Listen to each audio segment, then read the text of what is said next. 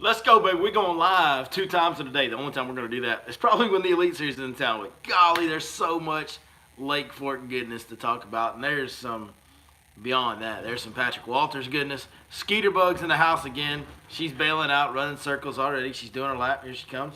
She's coming around the right side. Get up on the couch. Come on. There you go. You want to come say hi to everybody? There she is. Skeeter Bug liked what she saw at Lake Fork. At the 2020 Bass Fest Day 3, it was the Patrick Walters show. It was an unbelievable continuation of his exhibition of excellence in bass angling. I almost said that kind of clean and good, I think. All right, Skeeter, you got to go lay down. Go. I'm not talking to you. She thinks I'm talking to her, no matter if I'm talking to y'all. She thinks I'm addressing her directly. Hey, go lay down now. Come on. Get over here and chill. Crazy dog. Teenagers. What are you going to do with them, huh?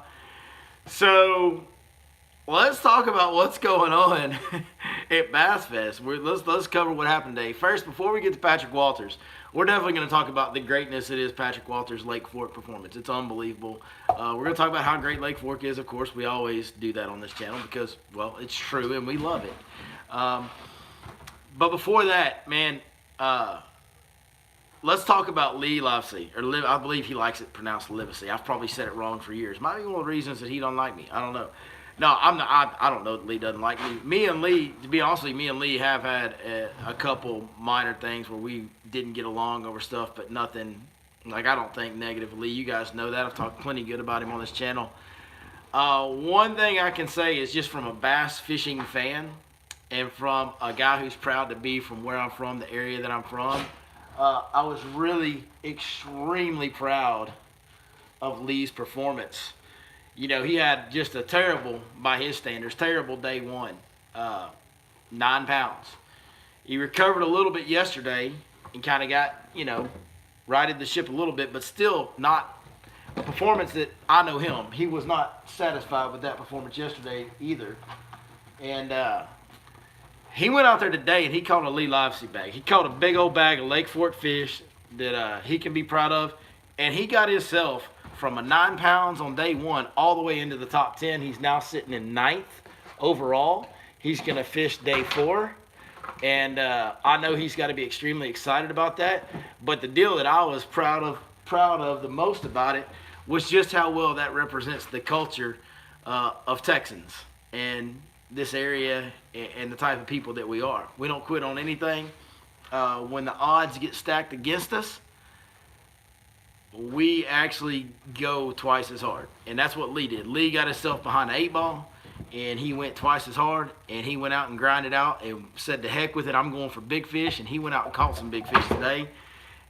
And I fully expect him to he might have his best bag of the whole tournament tomorrow. So, listen, Patrick Walters just kind of got this deal wrapped up. Nobody's catching him. But, sit down. You're driving me crazy.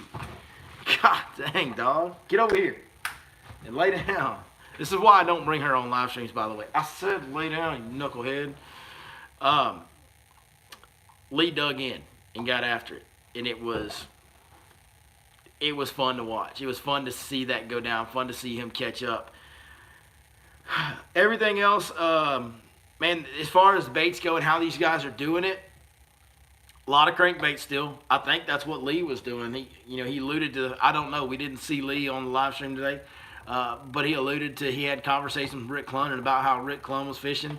And so to me, that's kind of insinuates that maybe Lee was out there cranking some other areas, covering some water, just getting after it. Kind of like what Rick Clun was doing on day one when it worked out for him. So I don't know what Lee's doing, but I know a lot of guys are still using a crankbait. Patrick Walters did catch his big fish on a jerkbait this morning. He caught most of his fish right away on a jerkbait again, looking at them on LiveScope. But he also, I saw later in the day, he was experimenting a lot with some type of winding bait that had a bill on it. I don't know if it was like a shad wrap, medium jerkbait / crankbait. A shad wrap can kind of be both, honestly. It can. You can fish it as both. So he might have been using something along those lines. I'm not sure. But he was definitely doing a lot more winding later in the day. Now, I think he was laying off his main fish and just kind of wandering around, experimenting, kind of practicing. I think he backed off his main group of fish after he got up to a 30-pound bag today. which is what he had. He had 29.6 or something like that. He had 30-pound bag. So I think that's what's going on with his bait selection as far as that goes. Everybody else, the one thing that I saw that was interesting, Clark Wendlandt had been way up north in a creek, fishing some really, really shallow water. And Clark Wendlandt, this was a cool deal too, right? Clark Wendlandt was going for Angler of the Year, and it was super tight. Like, there was two guys that were inside of 2 pounds, like one solid keeper. They were inside like a pound. One guy was 8 ounces behind him. One guy was like a pound and a quarter behind him. And if those two guys passed Clark, he would lose Angler of the Year. And this is in the last hour of the tournament, last 30 minutes of the tournament.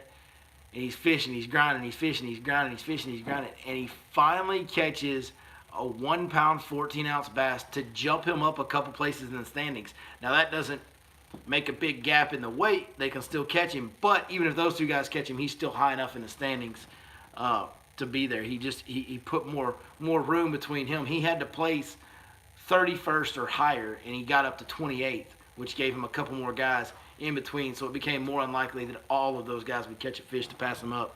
I don't think he was quite sure that fish won Angler of the Year, but the broadcasting team, Mark Zona, Tommy Sanders, all those guys, did an excellent job of telling that story so that you understood as you were watching that Clark Wendlandt just won Angler of the Year when he caught that fish. And I was more excited than Clark Wendlandt was, because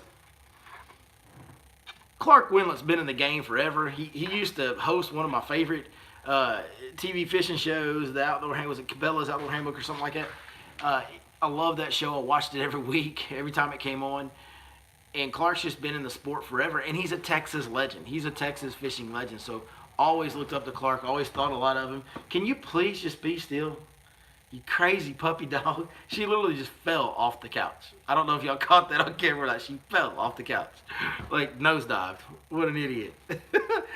So I was really excited and happy to see Clark win. I was fist pumping for him a little bit when he caught that 114. That was a very exciting moment for me personally. It was also an interesting moment because earlier in the week we talked about a finesse jig. Well, Clark used a finesse jig to catch those last couple fish that ended up winning him Angler of the Year. And the ironic part was he also ran to a cove and fished docks in a cove where we have a waypoint marked on the Fish Life app. Now, I'm not saying Clark's using my app. That's not what I'm saying. But we have a waypoint marked in that cove that specifically, it was in there last month, and we were catching them up shallow on the grass edges in the back of the cove. And now that waypoint has been changed to say we're now catching them better on the docks. Throw a finesse jig, a wacky worm, and a square bill. Clark went in there, threw a finesse jig, and won Angler of the Year on something that's featured on our Fish Life app, doing the exact same thing that we have featured on our Fish Life app for our Lake Fork Premium package. So that was a personal point of pride that I thought that was really cool, that somebody that I look up to was doing the same thing that I'm suggesting for people to go do. Clark is, somebody saying Clark's a great guy, great ambassador of the sport. 100,000% couldn't agree more. He is absolutely a great guy and a great ambassador of the sport. Speaking of the Fish Life app, I haven't talked about this much. I didn't want to talk about it necessarily while the tournament was going on. But, you know, now we're down to 10, and all these guys, their areas are established. They're fishing the same areas. I want to talk about the Fish Life app for a brief moment, for just a little bit. If you don't know what the Fish Life app is, it's an app where we have different lake packages, right? And I do all the spots on Lake Fork. We have a Lake Fork Premium package. And every single month I update spots on there. I give you the minimum of 20 best fishing spots that I can pick out. I give you a description of what that area is, what's there to fish, and what type of baits are working best in that area at that time. I've often wondered if those guys use the app, but I always have thought so much of these guys. I'm like, no, these guys don't need to use my app. Like, they're the best in the world, right? But every time they come, I see a lot of the guys and usually a lot of the leaders fishing spots that we have marked on the app. And I just always thought it was a coincidence. Hey, I work really hard to find the best spots on the lake the best I can. And these guys are the best in the world at finding the best spots to fish. So I always thought it was coincidence. And I'm not going to say this guy's name. I don't want to call anybody out by any means. And I know some folks out there have a little bit of a negative opinion of what we do with the Fish Life app. And that's okay too. They're entitled to their opinion, but you know what? We're not doing anything that's cheating or illegal in any way. And we're just trying to help people catch more and bigger fish any way that we can and the most efficient way we can, which is what the app does.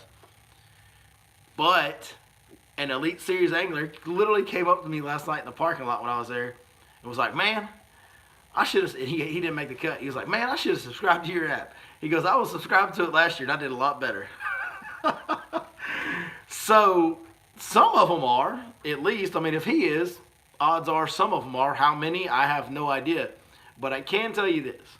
Many of the leaders, especially over the first couple days, were fishing stuff that we had marked exactly how we had it marked on the Fish Life app. Chris Aldane, his starting spot on day one, when he got on the stage, he was so confident about that starting spot where he could catch that limit's what he said. He was fishing exactly on a Fish Life spot, exactly how it says to fish it. Not saying Chris Aldane used our app. I'm saying we had the spot that he was confident in. We had it marked. Stretch of docks that both David Mullins and Seth Fighter fished to Stretch of docks. We've got a waypoint there. Rick Clunn's 30-pound bag, the vast majority of it came not right on one of our spots, but literally like right around the corner in the same area. Lee himself started on a spot that was really close to where we had one marked. Clark Wendlandt spot back in a creek is a Fish Life app spot we had it marked, and he ended up over there in another spot that we had marked that ended up winning him Angler of the Year. Ed Lochran, he is in second place. He has been fishing. His big fish the first 2 days came in an area. In fact, it came in the same area where Clark caught his Angler of the Year winning fish. Ed Lochran's bigger fish came in that same area fishing those docks the first 2 days. And Brian De Palma, when he left his starting spot that was so good on day one, when he left that on day two and went and scratched together a limit, he went and hit a couple of our areas. Again, I'm not saying that these guys are using the app to find these areas. I fully trust they're plenty good to find them on their own. I just think it's awesome that the best anglers in the world who are going to find the very best areas of Lake Fork are finding the same stuff that we work so hard to locate for you guys as well. So if you guys are subscribed to the Fish Life app Lake Fork Premium Package, you are getting to fish the exact same quality of water that the Bassmaster Elite Series guys are finding when they come here. I mean, you are. And the ones that are leading the tournament. Really feels good. We work really hard on that thing, and it really feels great to see it work out that way. It's awesome. Let's see if we got any comments. Not a lot of comments tonight, man. You guys drop some comments in here. Ask some questions if you want to. I got 25 minutes before A&M plays. Oh, man, I tell you what. We had a big soccer game this morning. We got out there on the soccer fields. It was awesome. Oh, let's see. What else? Patrick Walters. Here's what I want to say about Patrick Walters. He's using LiveScope. And I'm starting to see a few more comments pop up on different social media feeds and stuff talking about that LiveScope is cheating, that LiveScope is not fair, blah, blah, blah. It shouldn't be allowed. I'm starting to see a few more people make those type of comments. And he has now opened up an all-time record lead on the Bassmaster history. If he wins by 20-plus pounds, he is going to smash the previous gap record. The biggest gap anybody's ever won an Elite Series event by was 15 pounds, and then 14 pounds was second. He's 25 pounds ahead right now. If he goes out and catches another 20 or 25 pounds, he's going to smash that record. I mean, smash that record. Michael Menon says, even though Walters had a 25-pound lead, the last person I want on my tail in Texas is Keith Combs. Yeah, Keith Combs is fishing a very dangerous way where he could catch a 35-pound bag. But that means Walters would have to only catch 9 pounds. And Keith Combs isn't even in second, so Walters would actually have to catch like 5 pounds or 7 pounds or something like that to lose to Keith Combs. If Keith Combs caught a 35-pound bag, 5 pounds bigger than anybody else has caught in this tournament, Walters would then, I mean, that's how crazy this lead is. If Keith Combs outfished everybody else by 5 pounds, caught the biggest bag of the tournament by 5 pounds. Walters would have to only catch 7 or 8 pounds to even make it like a tie and barely lose. That's not going to happen.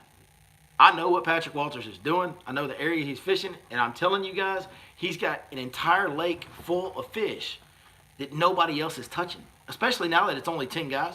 Nobody's touching his fish. He's got plenty of them to go around, and there's no chance he doesn't go out and catch at least 10 to 15 pounds tomorrow. And then if he catches 10 to 15 pounds, that 25-pound lead turns into a 35 to 40-pound lead. It's just not going to happen this time of year. It's not impossible to catch 45-pound bags on Lake Fork. I mean, I've caught a 41-pound bag on Lake Fork. It's not impossible. And these guys are better than me, like a lot better than me. But it's not going to happen this time of year. It's just not. So this tournament's done. Like, it's done. What we need to look at now is the battle for second is really tight. Ed Lochran is holding in second place, but he's got Keith Combs in third. He's got Brandon Polinick in fourth, and they're not that far behind him. The battle for second through 10th is really hot. And Lee is now in the hunt on the last day. And if I was all those guys except for Patrick Walters, I would be scared to death of having Mr. Local, Mr. Lake Fork Hammer himself, Lee Livesay, in ninth place. Like, he might jump from ninth to second tomorrow. It could happen. Lee, if anybody's going to catch a 35-pound bag tomorrow, I'm putting my money on Lee Livesay. I just am. I've seen him do it too many times out there, and it don't even matter what time of year it is. I've seen him do it in the dead of winter. I've seen him do it pre-spawn, post-spawn, summer, fall. I've seen him do it in all of them. So Lee's the guy you got to be cognizant of as far as if you're in second through 10th right now, in my opinion. Keith is scary too. Brandon Polinick's scary too. Brandon's fishing for big fish.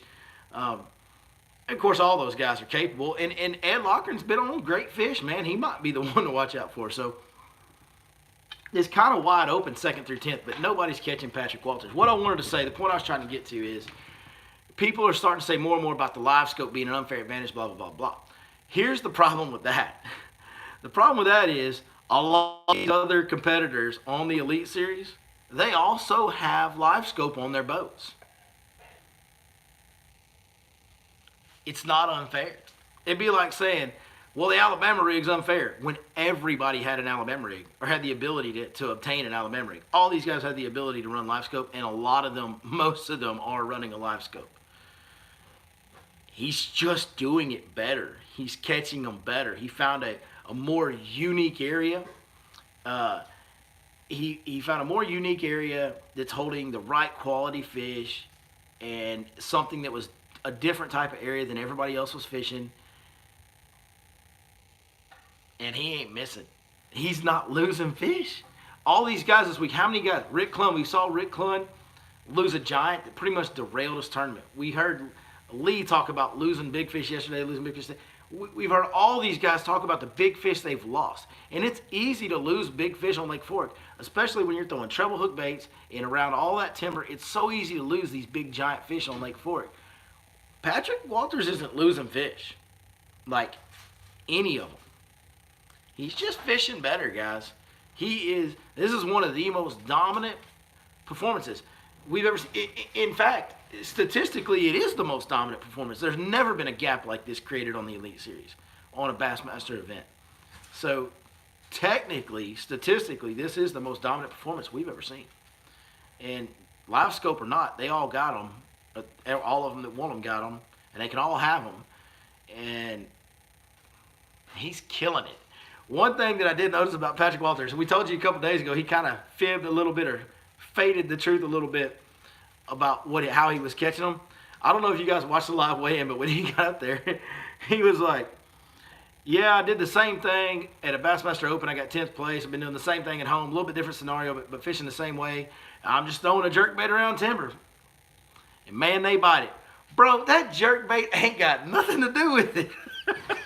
That jerkbait nor that timber have anything to do with your success. It's that LiveScope and his ability to be precise, to read and interpret what he sees on the LiveScope, and then be precise with bait placement and triggering bites. That's all this tournament is about. It has nothing to do with throwing a jerkbait by timber. That comment when he said, and you could tell, like he had this sheepish grin on his face and almost laughed a little bit when he said, that jerkbait, we just throwing that jerkbait by timber. Yep, they bite it. I'm like, oh my God, he's so full of it. So whatever Patrick Walters tells you about how he's fishing or how he's catching them, never believe it. We can never trust him again. He is full of it. But no, it was good. It was good. It's been a great tournament. It's been very, very entertaining. I simply love every time these guys come to Lake Fork, no matter what tour it is. I feel like I become a better fisherman watching it.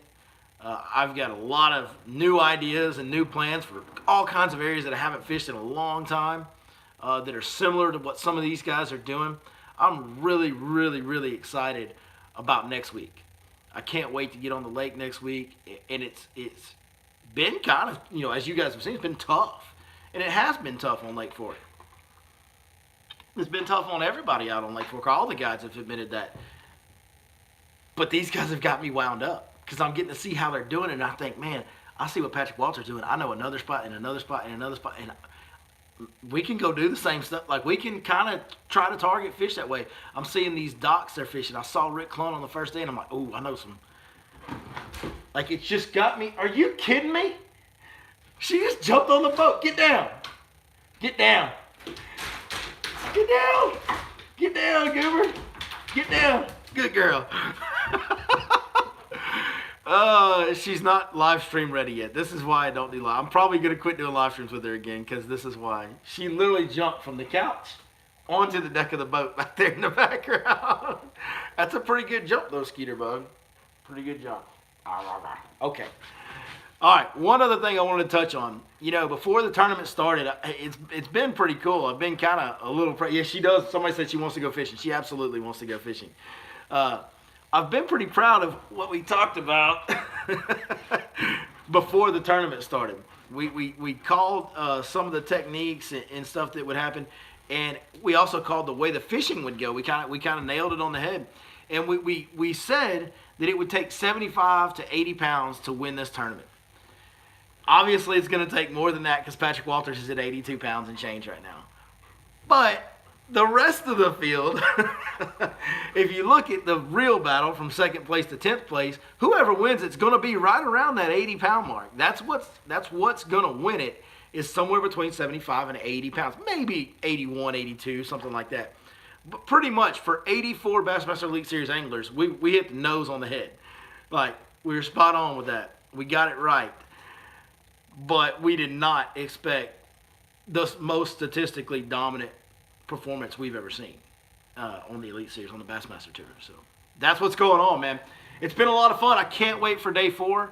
We will have a podcast tomorrow where we're going to do a live podcast where you guys can chime in and ask questions. And we'll review everything that happened, recap the last day, of course, talk about that at length, and probably have some more Did He Do It or something like that, something fun. We've got the first half of last night's seminar coming out tomorrow morning. So we got a lot of content right now. And then Monday, we've got our first video of, we're doing basically a really super in-depth breakdown on how all these guys are catching them. Actually go out on the lake and go to some of these areas these guys have been catching them and show you guys exactly what's going on, exactly what's happening in the area. Basically making a vlog / documentary of 2020 Texas Fest Bassmaster Elite Series. And I'm even interviewing some of the anglers as they come off the scales. We've got some interviews from several of them yesterday. We'll try to get some more tomorrow. Should be a good little series that we're going to put out this next week based around this awesome tournament. In fact, I think what you're going to find is what we do is probably going to be the most in-depth breakdown and recap of a Bassmaster tournament that maybe anybody's ever done.